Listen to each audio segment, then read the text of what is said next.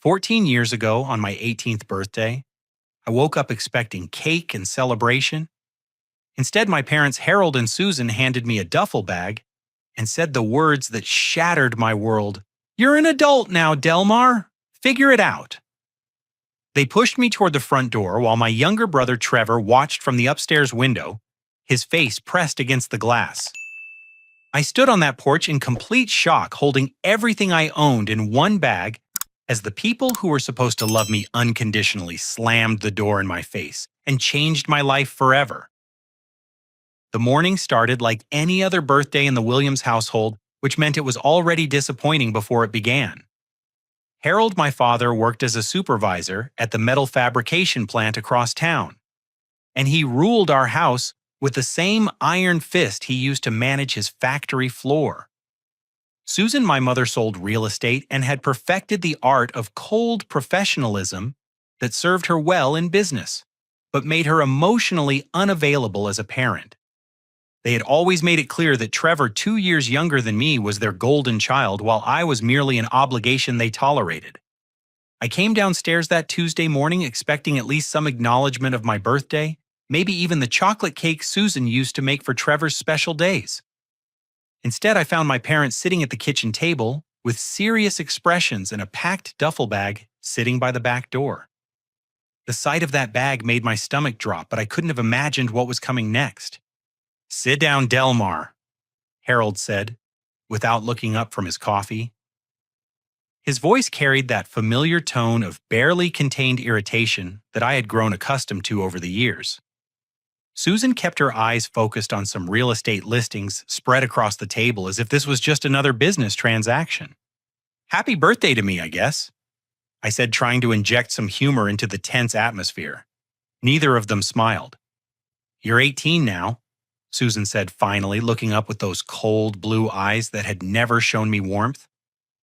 "That makes you a legal adult.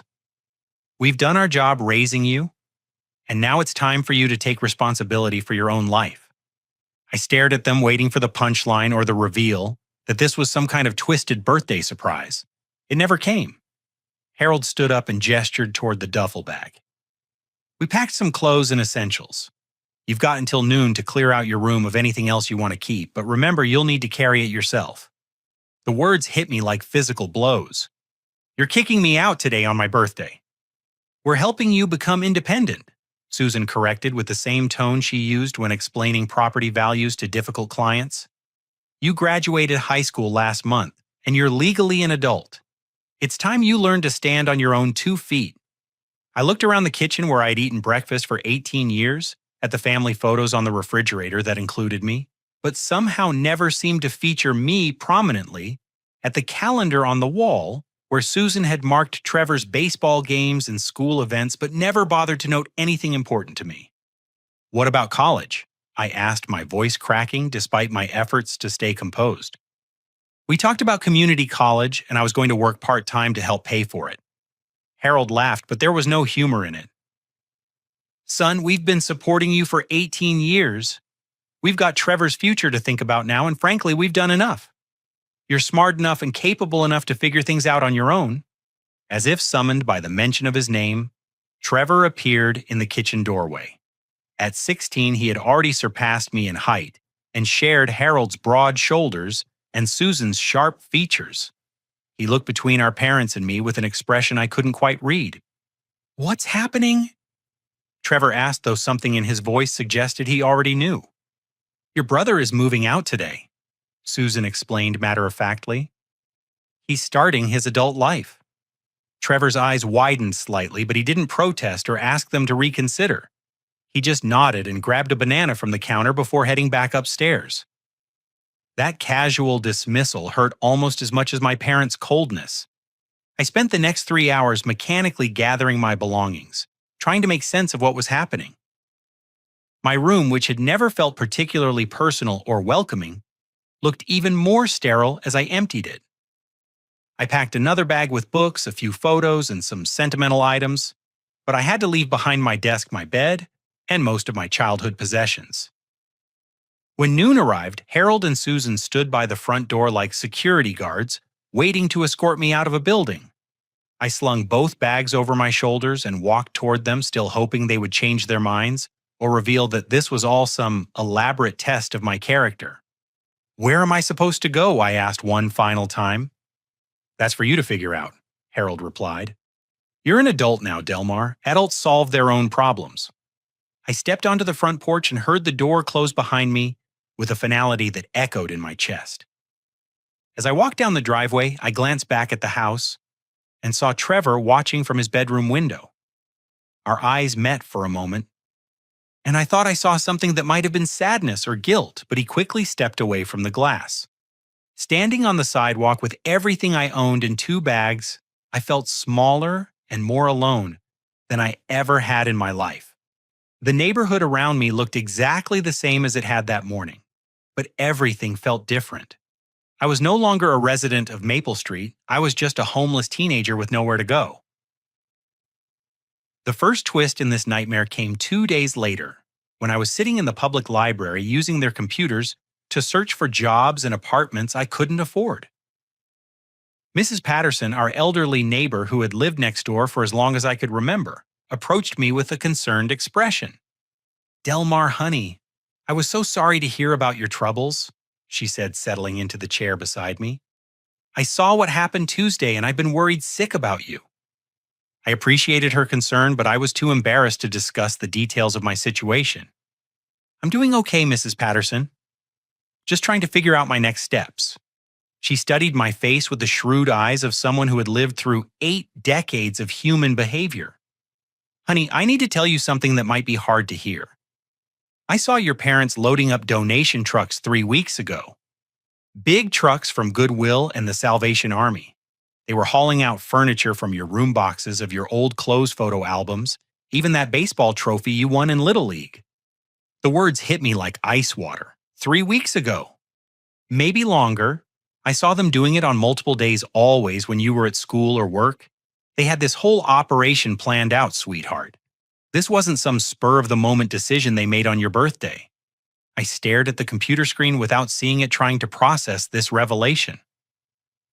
My parents hadn't kicked me out in a moment of frustration or tough love. They had been systematically erasing me from their home for weeks, disposing of my childhood and my history like unwanted clutter. "I'm sorry, honey," Mrs. Patterson said gently. "I thought about saying something at the time, but I didn't want to interfere in family business. Now I wish I had." That night, I slept in Riverside Park on a bench near the playground where I had spent countless hours as a child. The irony wasn't lost on me. As I lay there under a thin blanket I had bought at a thrift store, staring up at stars, barely visible through the light pollution, I realized that my parents hadn't just abandoned me. They had been planning my elimination from their lives with the same careful attention to detail that Susan brought to her real estate contracts. The calculated nature of their betrayal hurt worse than the abandonment itself. This wasn't a moment of anger or disappointment in my choices. This was a deliberate, methodical disposal of an unwanted child who had finally reached the age where they could legally get rid of me. I was completely and utterly alone, and for the first time in my life, I understood that I always had been. The first month after my parents threw me out taught me lessons about survival that no high school class could have prepared me for. I spent my days walking between businesses, filling out job applications, and trying to project confidence despite sleeping in parks and washing up in gas station bathrooms. My savings from my part-time job at the grocery store amounted to $347, which seemed like a fortune until I started pricing apartments and realized it wouldn't even cover a security deposit anywhere. I eventually found work at Bradley's Warehouse, a massive distribution center on the outskirts of town that hired anyone willing to do manual labor for minimum wage. The job involved loading and unloading delivery trucks, organizing inventory, and doing whatever tasks the supervisors assigned throughout 10-hour shifts. My body ached constantly during those first weeks as I adjusted to the physical demands, but I was grateful to have steady income and a place to go each day. With my first paycheck, I managed to rent a room at the Crossroads Extended Stay, a rundown motel that charged by the week and didn't ask too many questions about employment history or references. The room smelled like stale cigarettes and cleaning chemicals, and the thin walls meant I could hear every conversation, argument, and television program from the neighboring units. But it had a bed, a small refrigerator, and a bathroom that was mine alone, which felt like luxury after sleeping outdoors. I was starting to find my rhythm and even saving a small amount each week when the real cruelty of my situation revealed itself.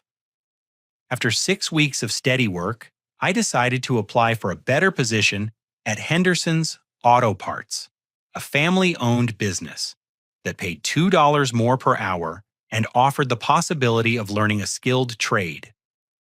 The interview went well, and the owner, Frank Morrison, seemed impressed with my work ethic and willingness to learn. 3 days later, Frank called me at the warehouse during my lunch break. His tone was apologetic but firm.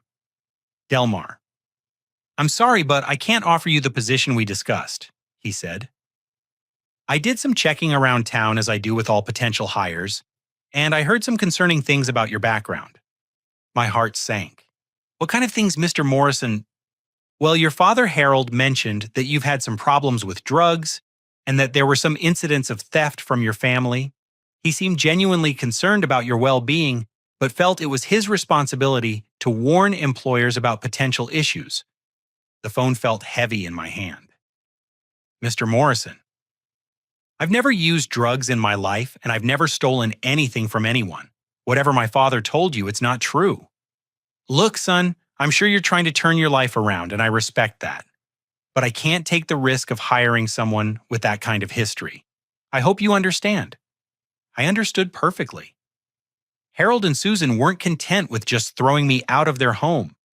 They were systematically destroying any chance I had of building a life in our town. The revelation that they were actively sabotaging my employment opportunities felt like being betrayed all over again. Over the following weeks, I discovered the full extent of their character assassination campaign. Harold had apparently spoken to several business owners, painting me as a troubled young man who had stolen money from his parents to buy drugs and had become violent when confronted about his behavior. Susan had shared similar stories with her real estate colleagues and clients, expressing fake concern about my well-being while simultaneously destroying my reputation. The most devastating part was how readily people believed their lies. Harold and Susan were respected members of the community. Harold had supervised dozens of men at the factory and was known for his no-nonsense approach to work and discipline. Susan had helped families buy and sell homes for 15 years and had built relationships throughout the county. Who was going to believe the word of an 18-year-old with no fixed address over two established professionals who were simply concerned about their troubled son? I tried confronting them directly, driving my beat-up Honda Civic to the house on Maple Street and ringing the doorbell like a stranger. Susan answered with the same cold expression she had worn on my birthday, as if she had been expecting this visit. "What do you want, Delmar?" she asked, without inviting me inside. "I want you to stop telling people I'm a drug addict and a thief," I said, trying to keep my voice steady. "I want you to call Frank Morrison and anyone else you've spoken to and tell them the truth." "I don't know what you're talking about," she replied, with convincing innocence. "I've never said anything untrue about you to anyone." "People are telling me that Dad has been warning employers about my supposed drug problems and theft. You know that's not true, Mom. You know I've never done any of those things." Susan's expression didn't change. "Your father and I have occasionally expressed concern about your choices and behavior to people who asked about you. If potential employers are interpreting our honest concerns as warnings, that's not our responsibility." The casual cruelty of her response left me speechless. She was admitting to spreading lies about me while simultaneously denying any wrongdoing. Harold appeared behind her in the doorway, his arms crossed and his face set in the stern expression that had intimidated me throughout my childhood. "You need to leave now, Delmar," he said. "This is our property and you're not welcome here." "I just want you to stop lying about me," I pleaded. "I'm trying to build a life and you're making it impossible." "We've told people the truth about your behavior," Harold replied. If that's causing you problems, maybe you should examine your choices instead of blaming others. They closed the door without another word, leaving me standing on the porch where my journey into homelessness had begun. As I walked back to my car, I saw Trevor watching from the same upstairs window. This time, when our eyes met, he quickly closed the blinds. That night, sitting in my depressing motel room and calculating how long my savings would last, I realized I had two choices. I could stay in town and continue fighting against their lies and manipulation, or I could leave and start over somewhere fresh where Harold and Susan's poison hadn't reached. The decision was easier than I expected. 3 days later, I loaded everything I owned into my Honda and drove 3 hours south to Springfield, a mid-sized city where no one knew my name or my history. I used the last of my savings to rent a tiny studio apartment above Murphy's laundromat, a cramped space that reeked of fabric softener and detergent but offered privacy and independence. Finding work in Springfield proved easier than I had expected. Without Harold and Susan undermining my efforts, I was hired within a week at Riverside Construction, a mid-sized company that specialized in commercial and residential projects. The job paid better than the warehouse work and offered opportunities to learn useful skills like carpentry, electrical work, and plumbing. My supervisor was a weathered man named Ray Hendricks, who owned the company and had been building things for 30 years. Ray had the kind of practical intelligence that comes from decades of solving problems with his hands, and he seemed to recognize something in me that others had missed. He was patient with my inexperience, but demanding when it came to quality and safety. Construction work will teach you everything you need to know about life, Ray told me during my first week. You learn to plan ahead, work hard, solve problems, and take pride in what you build. But most importantly, you learn that you can create something good and solid from nothing but raw materials and determination. I worked double shifts whenever Ray would let me, partly because I needed the money and partly because I craved the satisfaction of building something tangible and useful.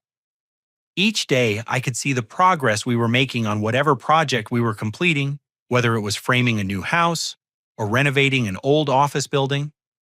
After months of feeling like my life was falling apart, it was therapeutic to spend my days putting things together. My studio apartment was barely large enough for a bed, a small table, and a dresser, but I kept it clean and organized. I cooked simple meals on a hot plate and studied construction manuals and business books from the library during my evenings. Slowly, very slowly, I was building something that resembled a normal life. The damage my parents had done to my credit by taking out loans in my name without my knowledge became apparent when I tried to get a better apartment or a car loan. But even those obstacles felt manageable now that I was earning steady money and gaining valuable skills. I was learning that I was capable of far more than Harold and Susan had ever given me credit for. For the first time since my 18th birthday, I began to believe that I might actually be able to figure it out after all. Ray Hendricks became the father I had never really had, though it took me months to recognize what was happening between us. He was in his mid-50s with calloused hands and sun-weathered skin that told the story of decades spent working outdoors. Ray had built Riverside Construction from nothing, starting as a solo handyman and gradually expanding into one of Springfield's most respected contracting companies. What set Ray apart from other bosses I had encountered was his genuine interest in teaching rather than simply giving orders. He would explain why we used certain techniques, show me how to read blueprints and calculate materials, and patiently correct my mistakes without making me feel stupid or incompetent. Most people think construction is just about muscle and sweat, Ray said one afternoon as we were installing kitchen cabinets in a house renovation. But the best builders are thinkers. You've got to see 3 steps ahead, anticipate problems, and understand how every piece fits into the bigger picture. I absorbed everything he taught me like a sponge. During lunch breaks, Ray would quiz me about different aspects of the trade, challenging me to explain how electrical systems worked or how to calculate the load-bearing requirements for a deck. He lent me books about business management, project planning, and customer service.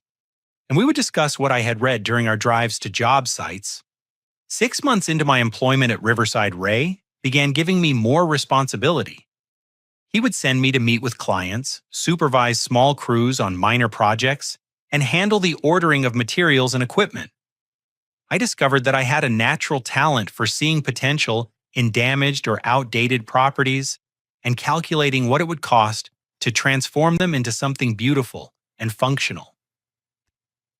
The revelation of Ray's true intentions came on a Friday evening in late autumn. We had just finished a major renovation project, turning a run-down Victorian house into a stunning family home, and Ray suggested we grab dinner to celebrate. Over burgers and beer at Mickey's Tavern, Ray began sharing stories about his own background that he had never mentioned before. "I grew up in a house where I was never good enough," Ray said, staring into his beer. "My old man was a mean drunk who saw me as competition rather than a son. My mother was too scared of him to stand up for me or my sister. The day I turned 17, I lied about my age and joined the army just to get away from them. I listened in fascination as Ray described years of moving from place to place, learning construction skills while stationed at various military bases, and eventually settling in Springfield after his discharge. He had started his business with nothing but a pickup truck and a toolbox, sleeping in the truck during his first months while he built up enough clientele to afford rent. The reason I'm telling you this," Ray said, looking directly at me, "is because I recognize something in you that I saw in myself at your age. You've got intelligence, work ethic, and integrity, but you also carry yourself like someone who's been told he doesn't matter. I've been watching you for months, Delmar, and I know you're capable of far more than you realize."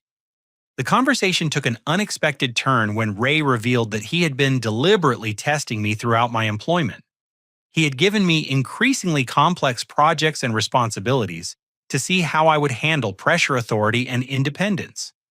He had sent me to deal with difficult customers, to assess my communication skills and professionalism. He had even asked other contractors and suppliers about their interactions with me to gauge my reputation in the industry. "Every test you've passed with flying colors," Ray continued. "You show up early, work hard, treat people with respect, and you're constantly trying to learn and improve. More importantly, you've got the kind of character that can't be taught. You're honest, reliable, and you care about doing quality work." What came next changed the trajectory of my life completely. Ray explained that he was considering expanding Riverside construction into residential renovation and property flipping, but he needed a partner who could handle the business side while he focused on the construction aspects. He offered me a partnership deal that included covering my tuition for night classes in business management and real estate, along with a substantial increase in salary and a percentage of profits from future projects. "I need someone I can trust completely," Ray said. "Someone who understands that our reputation is built on every job we complete and every customer we serve.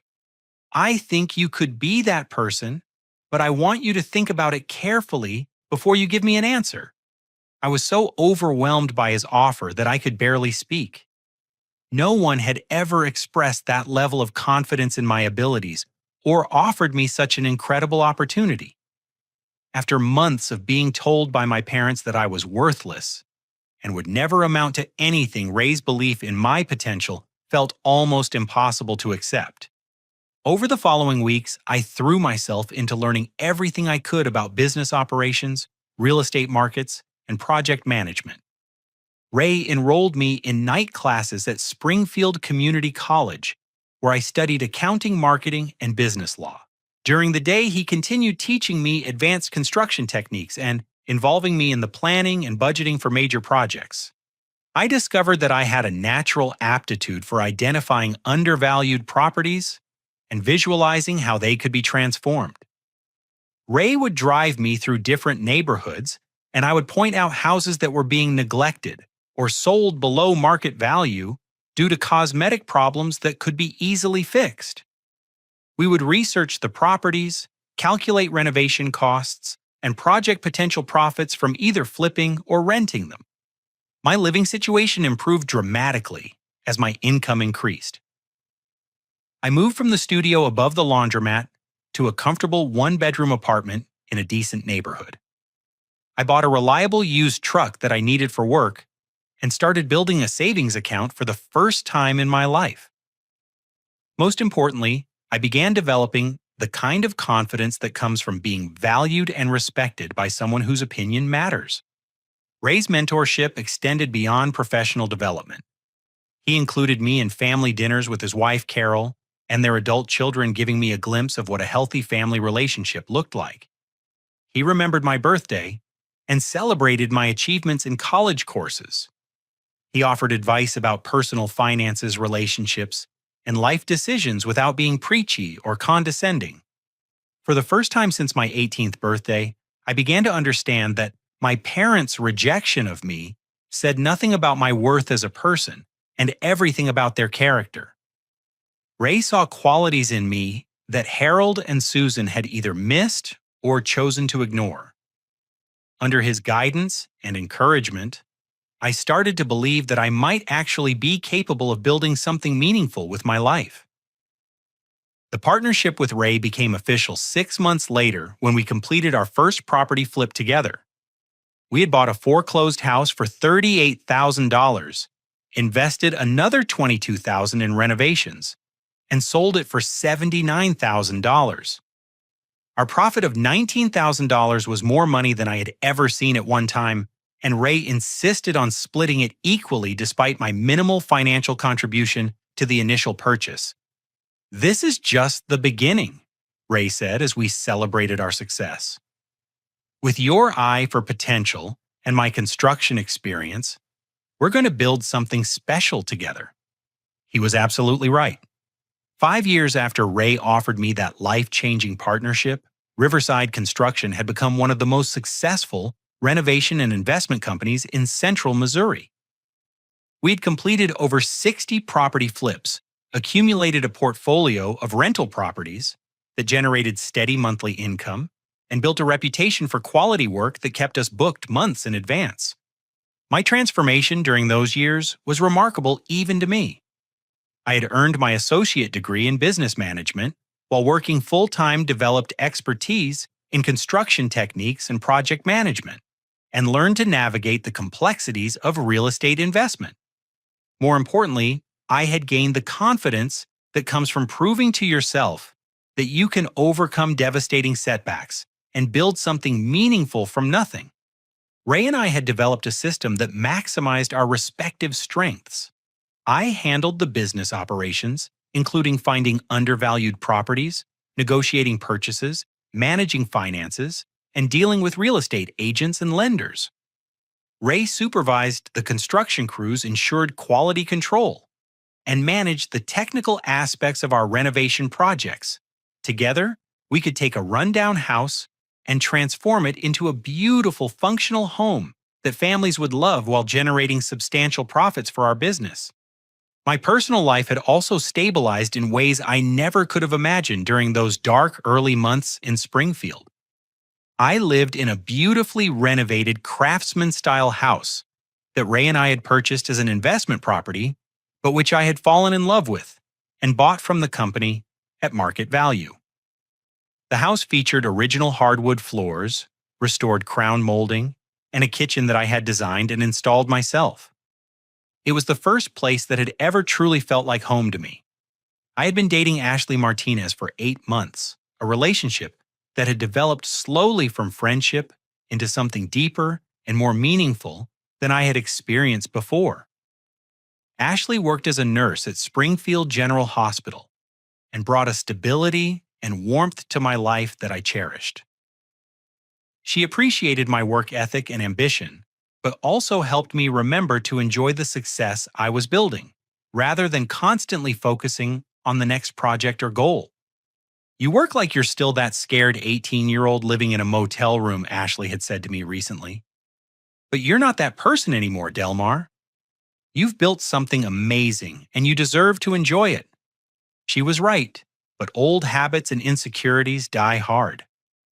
I still saved aggressively and lived below my means, partly from practical financial planning, but partly from the fear that everything I had built could disappear as suddenly as my family had abandoned me. Ray often teased me about my reluctance to spend money on myself, but he understood the psychology behind it better than anyone. The success of our business had attracted attention throughout the region.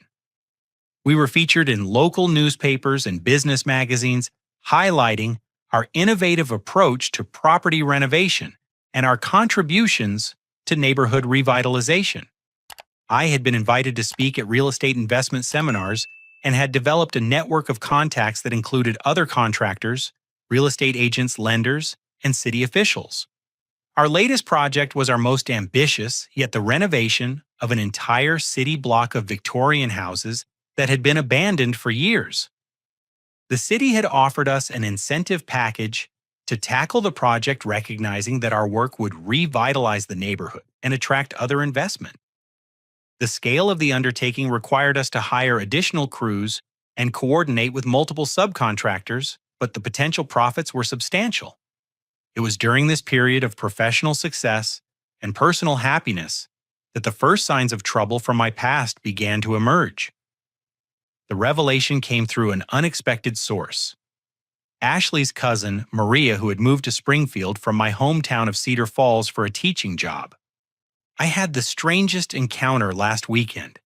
Ashley told me over dinner at our favorite restaurant.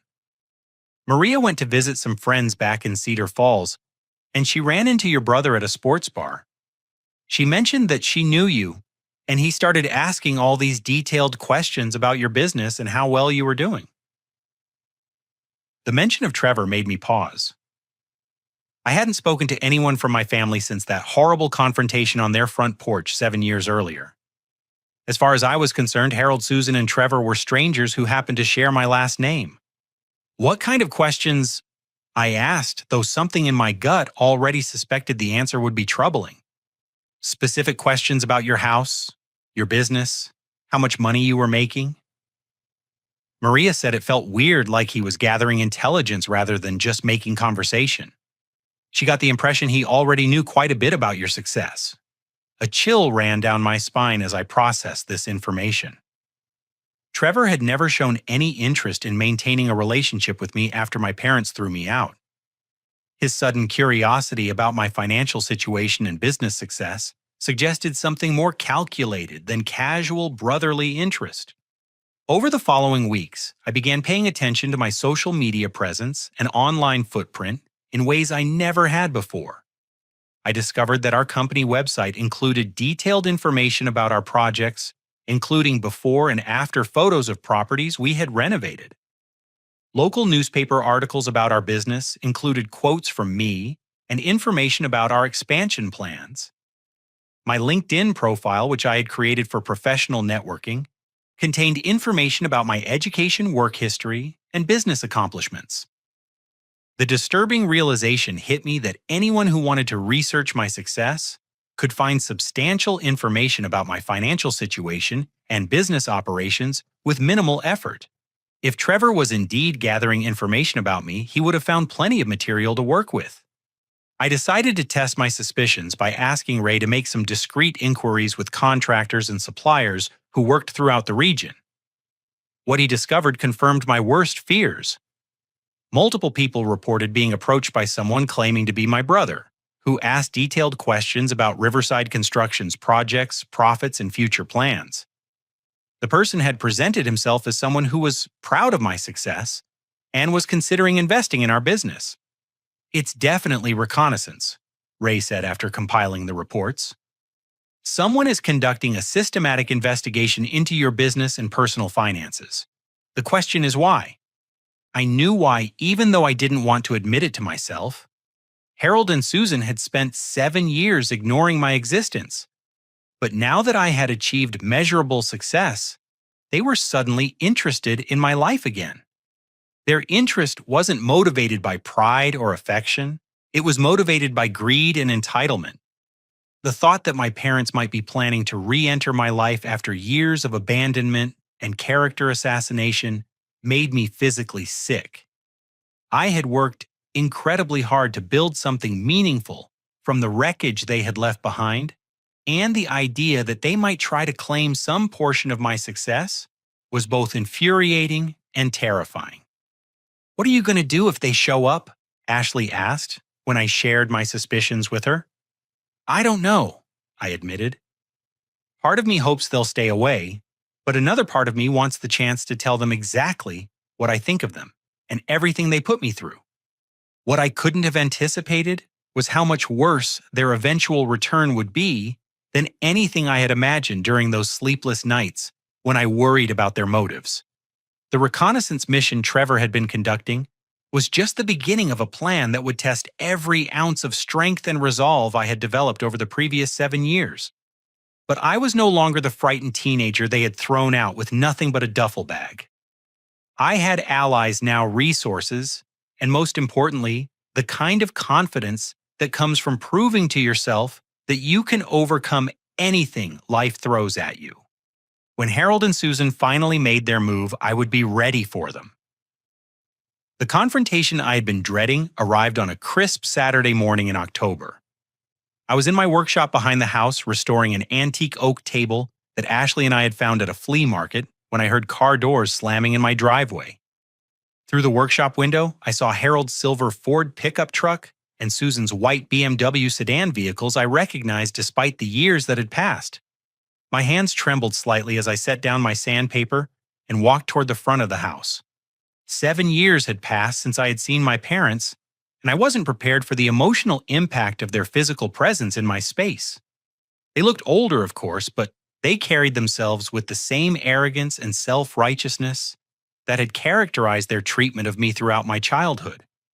Trevor emerged from the passenger seat of Harold's truck, and I was struck by how much he had changed. At 23, he was taller and broader than I remembered, but he moved with an entitled swagger that reminded me uncomfortably of Harold in his younger days. He surveyed my property with obvious assessment, taking in the restored Victorian house, the landscaped yard, and the quality vehicles parked in the driveway. I met them on my front porch, deliberately positioning myself to block their access to my front door. The symbolism wasn't lost on me. They had once stood in their doorway to keep me out, and now I was standing in mine to keep them out. "Well, look at this," Harold said, gesturing broadly at my house and yard. "Our boy Delmar has done quite well for himself."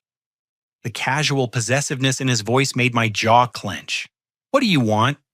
Susan stepped forward with a smile that didn't reach her eyes. "Is that any way to greet your family?" "We're proud of what you've accomplished, honey. You've built something really impressive here. We heard about your business success." Trevor added, his voice carrying a tone I couldn't quite identify. "The whole town's talking about how well you're doing down here in Springfield." I studied their faces, searching for any sign of genuine emotion or remorse for the way they had treated me. What I saw instead was calculation and determination, the expressions of people who had come here with a specific agenda. "You still haven't answered my question," I said. "What do you want?" Harold cleared his throat and assumed the authoritative tone he had used throughout my childhood when delivering pronouncements that weren't open to discussion. "We want to talk to you about family responsibilities and making sure everyone is taken care of properly." "Family responsibilities," I repeated slowly. That's interesting coming from people who threw me out with one bag and told the whole town I was a drug addict and a thief. "Now, Delmar," Susan said in her practiced real estate agent voice, "we know there were some misunderstandings in the past, but we're here to move forward as a family. We've always believed that family comes first, and we think it's time to make sure everyone benefits from the success that's been achieved." The euphemisms and careful language they were using told me everything I needed to know about their intentions. This wasn't about reconciliation or family bonding.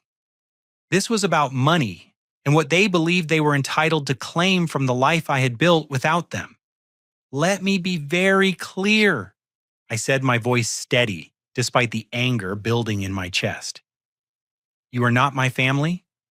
You stopped being my family the day you threw me out and tried to destroy my reputation. You have no claim to anything I've built, and you're not welcome on my property. Trevor stepped forward with a smirk that revealed his true character. Actually, big brother, we think we do have a claim.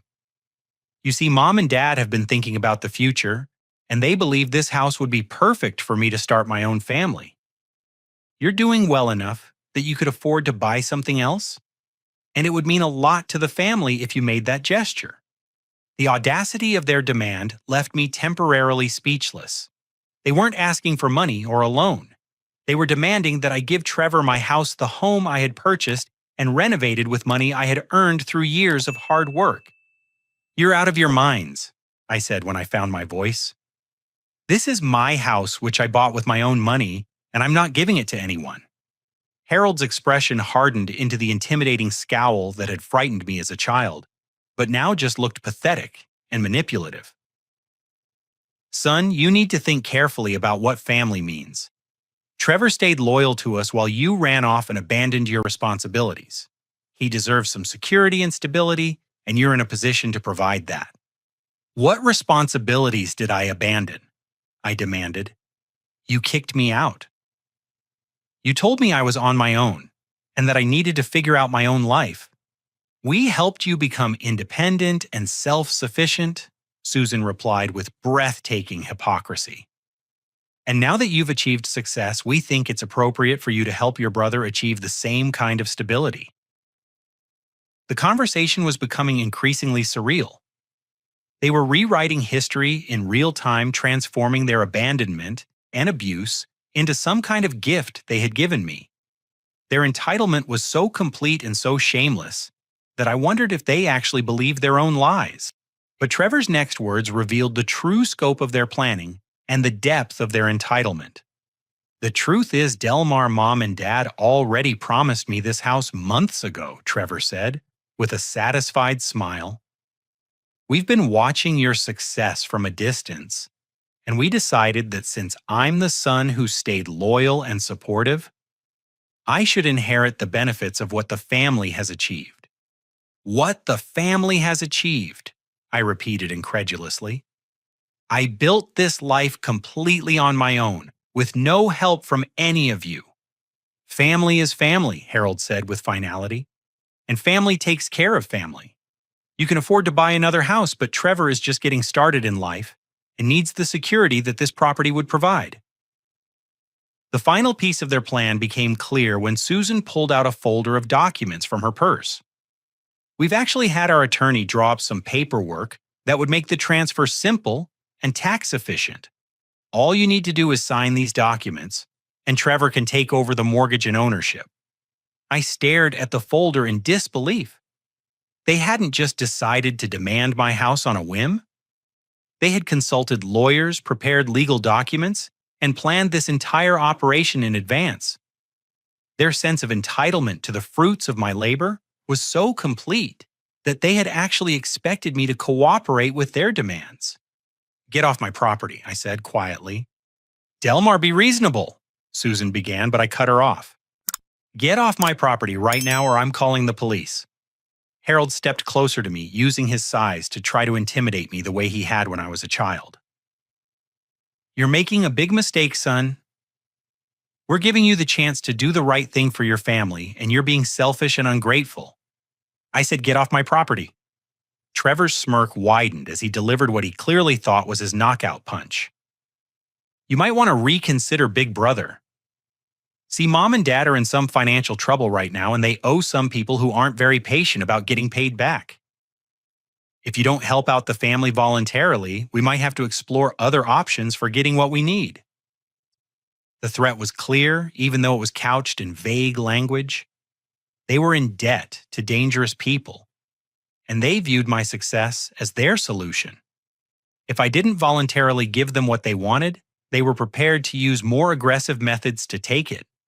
As I watched them walk back to their vehicles, Trevor turned around one final time.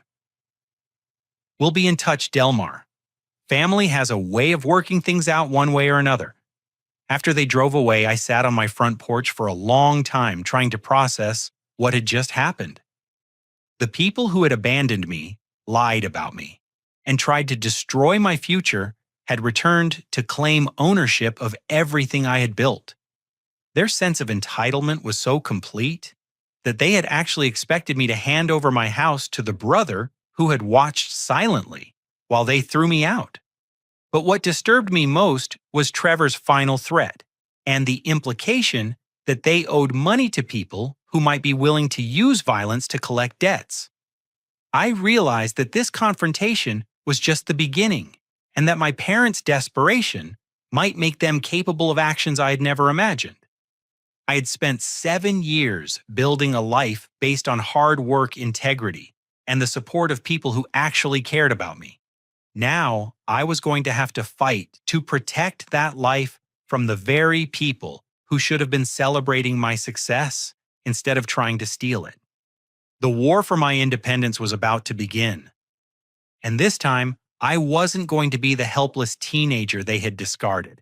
I was going to fight back with everything I had learned and everyone who had supported me along the way. The week following my parents' visit was filled with sleepless nights and careful planning.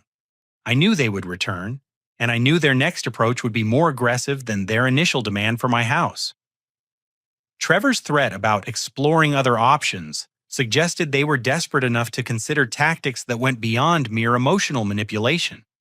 I spent that week consulting with attorneys, reviewing my business records, and researching my parents' current situation. What I discovered confirmed my worst suspicions and revealed the true scope of their financial desperation. Harold had accumulated over $70,000 in gambling debts to a network of underground bookmakers who operated throughout central Missouri. Susan had enabled his addiction by repeatedly refinancing their house and liquidating their retirement savings to cover his losses. Their current predicament was worse than I had imagined. The people Harold owed money to were not patient creditors who would accept payment plans.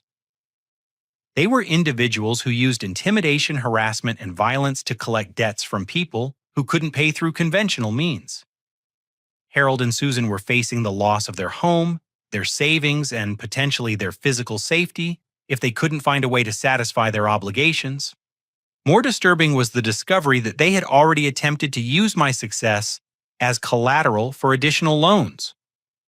Susan had told several lenders that I was a wealthy contractor who would guarantee my parents' debts using newspaper articles about my business as evidence of my financial resources.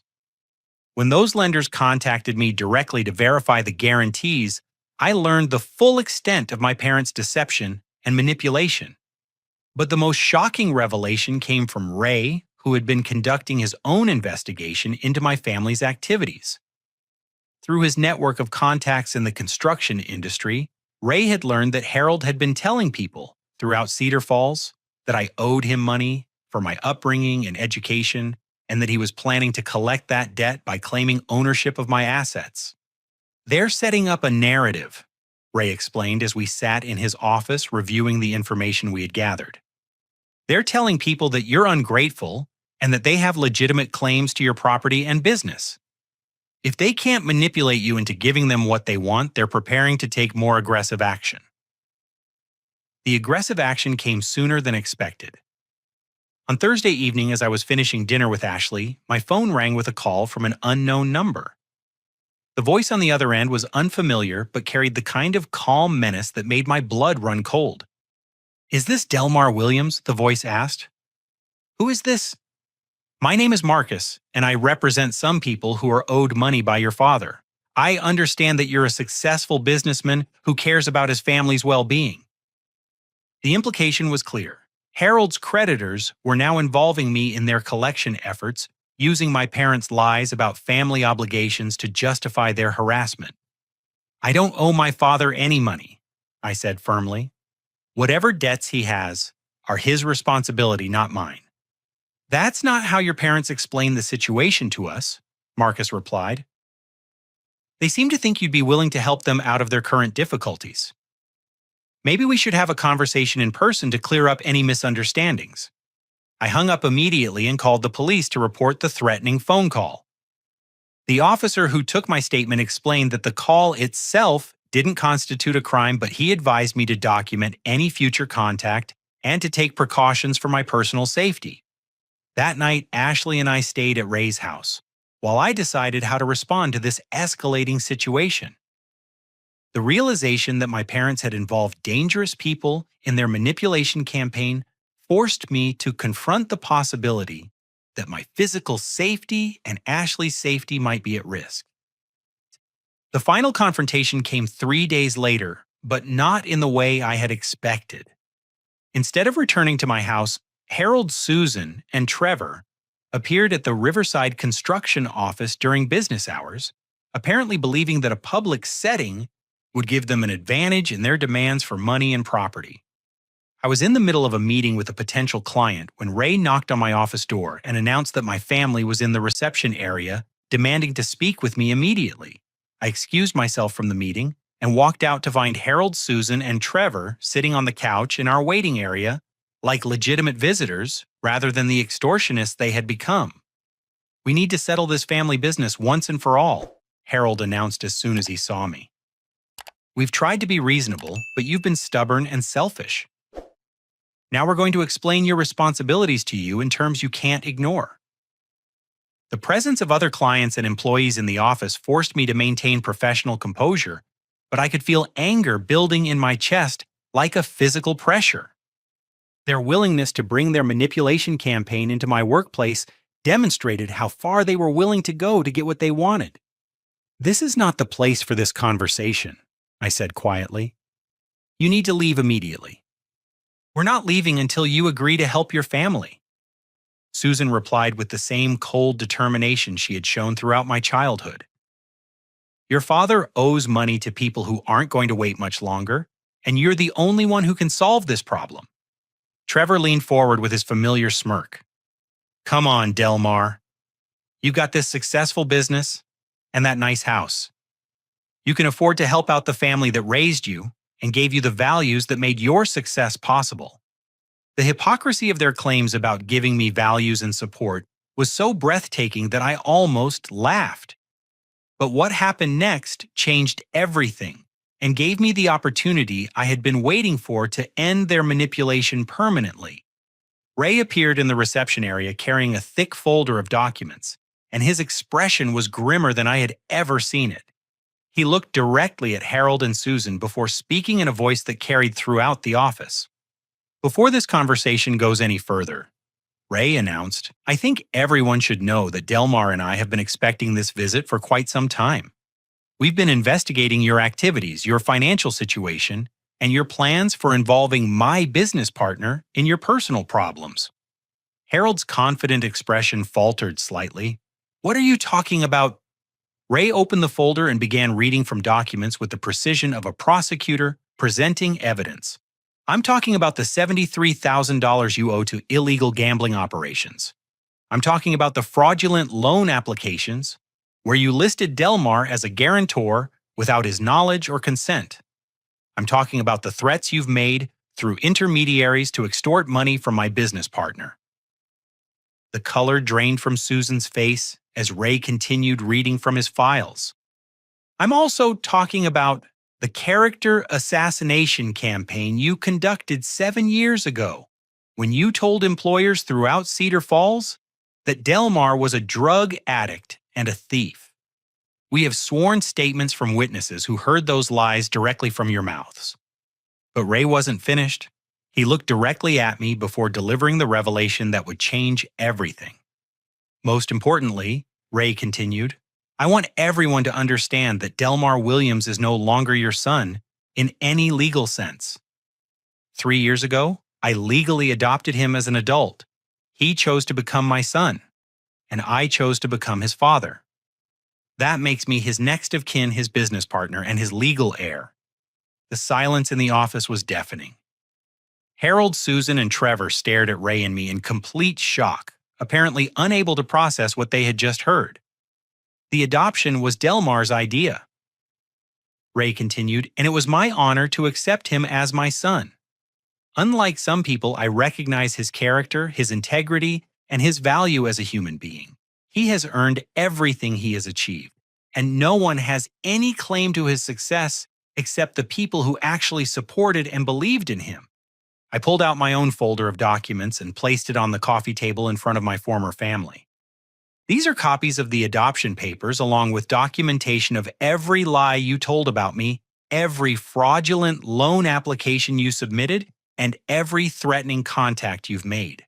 I've already given copies to the police, the FBI, and the attorneys who are handling the harassment and extortion charges we're filing against you. Trevor's smug confidence had completely evaporated. You can't do this. We're your family. No, I replied with a calmness that surprised even me. Ray is my family. Ashley is my family. The people who believed in me and supported me when you threw me away like garbage are my family. You are strangers who happen to share my original last name. Harold stood up with his fists clenched, apparently ready to resort to physical intimidation, but Ray stepped between us with the kind of protective instinct that real fathers show for their children. I wouldn't recommend that, Ray said quietly. This building has security cameras, there are witnesses present, and the police are already aware of your threats and harassment. If you touch my son, you'll be arrested before you make it to the parking lot. Susan tried one final manipulation attempt, appealing to emotions that no longer existed. Delmar, honey, we know we made mistakes, but we're still your parents. Families should forgive each other and work together to solve problems.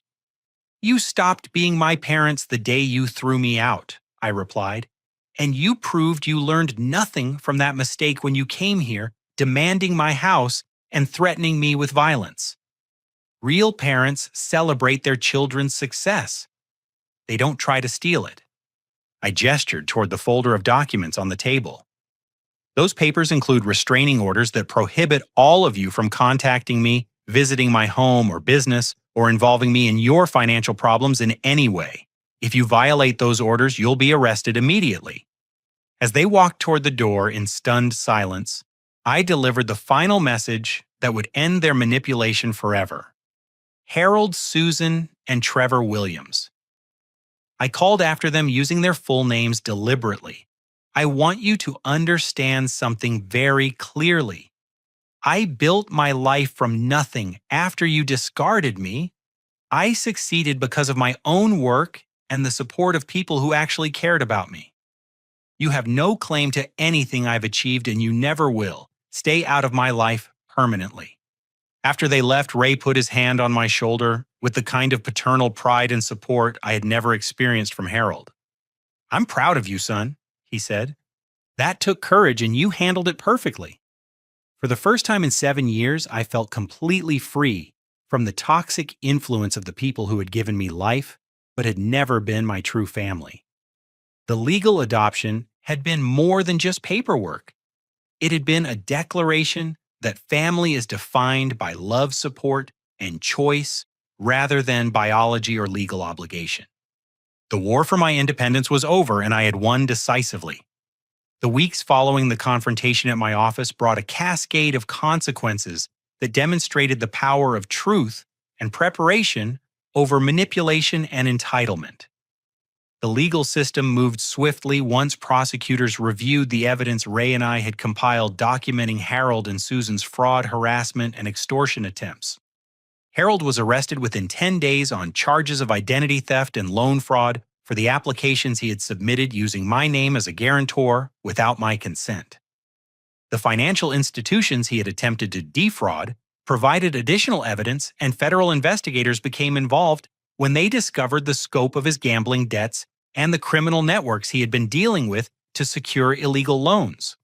Susan faced her own legal consequences for her role in the harassment campaign and for enabling Harold's fraudulent activities. Her real estate license was suspended pending investigation, and several of her former clients came forward with complaints about her misrepresentation of properties and unethical business practices that had been overlooked for years. The criminal investigation revealed that Harold owed money to far more dangerous people than even I had realized.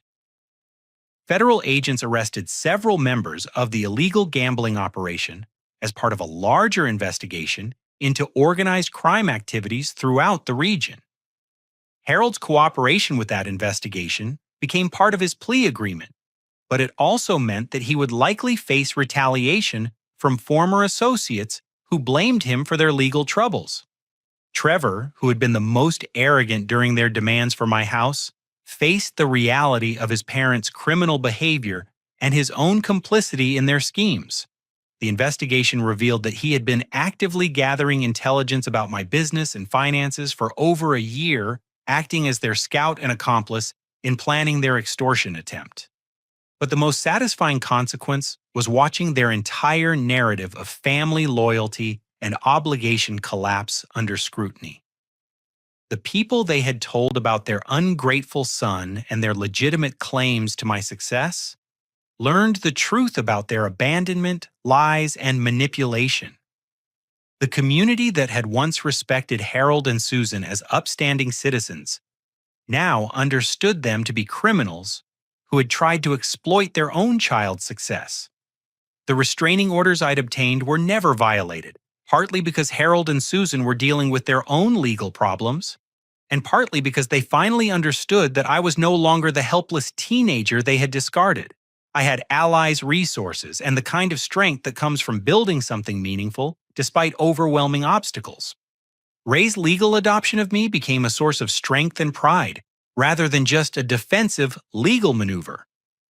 At age 32, I finally had the father I had always deserved, someone who believed in my potential, celebrated my achievements, and stood by me when facing difficult challenges. Carol Ray's wife embraced her role as my stepmother with the same warmth and support, and their adult children welcomed me as their brother, without reservation or jealousy. The adoption also clarified my inheritance and estate planning in ways that protected everything I had built.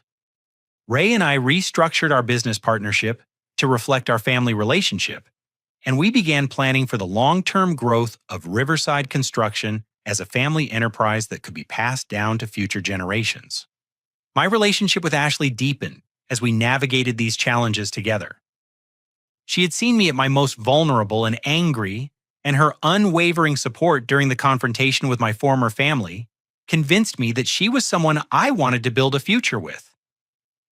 6 months after the legal battles ended, I proposed to her in the workshop behind our house, surrounded by the tools and projects that represented everything I had learned about creating something beautiful from raw materials and determination. Ray officiated our wedding ceremony, exercising his authority as both my father and an ordained minister who had performed marriages for friends and employees over the years. The guest list included people who had supported and believed in me, colleagues from Riverside Construction, classmates from my business courses, neighbors who had watched me rebuild my life, and Ashley's family who had welcomed me with the kind of acceptance I had never experienced from biological relatives. The absence of Harold, Susan, and Trevor from my wedding was not a source of sadness, but rather a confirmation that I had successfully separated myself from toxic relationships that had never served my well-being. Real family celebrates your happiness and success. They don't try to steal it or demand credit for achievements they had no part in creating. Our business continued to thrive as we expanded into affordable housing development for young adults, aging out of foster care, and other disadvantaged populations. The work was personally meaningful because I understood the challenges of starting adult life without family support or financial resources. Each project we completed represented an opportunity for someone else to build a stable foundation for their future. I established a scholarship fund at Springfield Community College for students pursuing construction and business management degrees, particularly those who were supporting themselves without family assistance. The program provided not just financial support, but also mentorship and internship opportunities through Riverside Construction. Seeing young people overcome obstacles similar to my own experiences reminded me how far I had traveled from that terrified teenager sleeping in parks and washing up in gas station bathrooms. The legal resolution of my parents' crimes brought a sense of closure that I hadn't expected. Harold was sentenced to 3 years in federal prison for fraud and conspiracy charges, while Susan received 18 months and substantial financial penalties that forced them to sell their house and liquidate their remaining assets. Trevor avoided criminal charges but faced civil liability for his role in the harassment campaign. More importantly, their convictions created a permanent legal record that validated everything I had experienced and overcome. The court proceedings documented their abandonment, their lies about my character, and their attempts to exploit my success. No one could ever again claim that I was an ungrateful son who had abandoned his family. The truth was now part of the public record. The final piece of my healing came through an unexpected source. Mrs. Patterson, the elderly neighbor who had told me about my parents planning their disposal of my belongings, contacted me through Ray to express her pride in my achievements and her regret for not intervening when I was younger. "I always knew you were a good boy who deserved better than how they treated you," she said during a phone conversation that brought tears to my eyes. "I'm so happy to see that you found people who recognize your worth and helped you build the life you deserved." Her validation meant more to me than any business success or financial achievement because it came from someone who had witnessed the entire journey from beginning to end. She had seen the scared teenager with nowhere to go, and now she was seeing the successful adult who had created a meaningful life despite overwhelming obstacles. As I reflect on the 14 years since my 18th birthday, I understand that being thrown out by Harold and Susan was actually a gift, though I couldn't recognize it at the time. Their abandonment forced me to develop independence, resilience, and the ability to recognize authentic relationships when they appeared in my life. I learned that real family is not determined by blood relations or legal documents, but by love, loyalty, and mutual support during difficult times. Ray became my father not because of adoption papers, but because he saw potential in me and invested his time, wisdom, and care in helping me develop that potential. Ashley became my life partner not because we shared a last name, but because she supported my dreams and stood by me when facing challenges.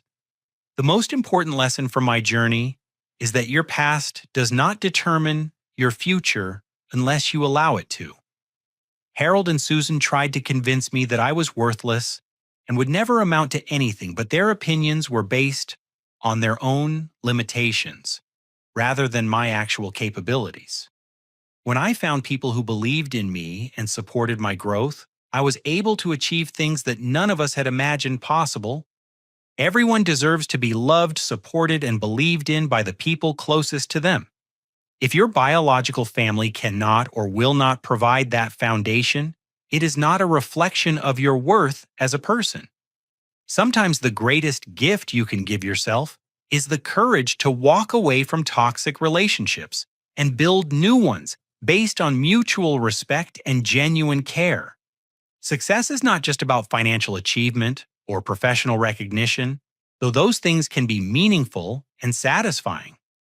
Real success is about building a life surrounded by people who celebrate your happiness, support your dreams, and stand by you during difficult times. It's about becoming the kind of person others can rely on and creating something positive in the world that extends beyond your own immediate needs. Today, I wake up every morning in a home filled with love and respect, surrounded by people who value me for who I am rather than what I can provide for them. I work alongside a father who taught me that integrity and hard work are their own rewards, building projects that improve communities and create opportunities for others to succeed. The scared 18-year-old who stood on that porch with one duffel bag could never have imagined the life I have built today. But every difficult step of that journey was necessary to become the man I am now. And I wouldn't change any of it because each challenge taught me something valuable about resilience, determination, and the importance of choosing your family wisely. The people who abandon you or try to exploit your success are telling you everything you need to know about their character. Listen to them, learn from that information, and then build your life around people who demonstrate through their actions that they genuinely care about your well-being. Family comes first, but real family is earned through love and loyalty, not demanded through manipulation and entitlement. Have you ever had to choose between toxic family relationships and your own well being? How did you find the strength to build new connections based on genuine care and mutual respect? I'd love to hear your thoughts and experiences in the comments below. If this story resonated with you, please give it a like and subscribe for more real-life stories about overcoming challenges and building meaningful success. Share this with anyone who might need to hear that their worth isn't determined by how others choose to treat them. Thank you for listening to my journey, and I hope it reminds you that your future is always brighter than your past when you surround yourself with people who truly believe in your potential.